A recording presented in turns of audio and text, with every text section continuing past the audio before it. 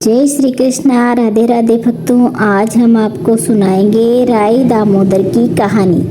दो माँ बेटियां थी। बेटी का नाम राई था। वह बहुत सुंदर व सुशील थी। भगवान कृष्ण की पक्की भक्त थी। एक बार भगवान कृष्ण उसकी परीक्षा लेने हेतु डासरिया बेचने वाले बनकर आए और आवाज़ देने लगे। आवाज़ सुनकर राई अपनी माँ से बोली, मुझे भी डासरिया चाहिए। माँ बोली, मैं पैसे कहाँ से लाऊं? बाजरी है, वो ले जा। बाजरी के भगवान ने फूंक मारी तो फूस उड़कर राई की आंख में गई। राई जोर जोर से रोने लगी। भगवान वहां से अंतर धारण हो गए, वेद का रूप धारण कर वहां आ गए और आवाज देने लगे। राई की माँ बाहर आई और बोली, वेद जी, मेरी बेटी की आंख में फूस गिर गया, उसे निकाल दो।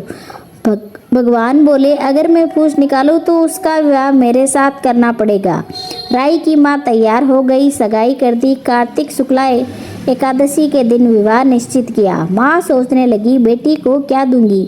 सोनी की दुकान पर जाकर बोली, मेरी राई के लिए लौंग व बिछिया घड़ दे।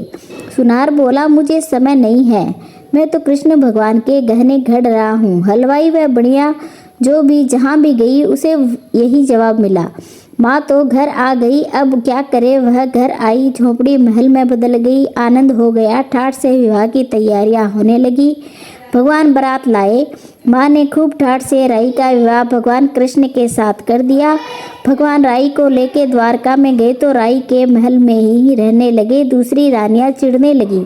सावन में राई पीहर गई। भगवान ने सोचा, राई के तीज भेजूं। 7 जरी के भेष व 5 सोने के पचेटे रखे। 2 हंसों को बुलाया व बोले, सीधे राई के पीहर जाना, कहीं मत रुकना।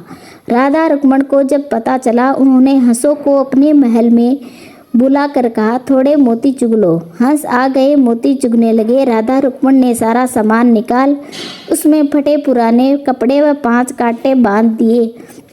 पोटली हंसों को दे दी। हंस सामान लेके राई के पास गए। राई खुशी से नाचने लगी। जैसे ही पोटली खोली, 5 उंगलियों में 5 कांटे चुभ गए। राई दुखी हुई। सावन खत्म हुआ तो भगवान लेने आए। राई भगवान से बोली, नहीं, भगवान आए तो राई दूर दूर हो जाए। भगवान ने सोचा, कोई बात नहीं। राई फिर भी नहीं बोली। इतने पर भी राई भगवान को अपने महल में ही जिमाती, भोजन में दही जरूर देती। एक दिन भगवान बिल्लो गाना में दही खा गए। अब राई दही कहाँ रखे। भगवान गुजरी बनकर दही बेचने आ गए। राई, नीचे जाकर थोड़ा दही दे दो।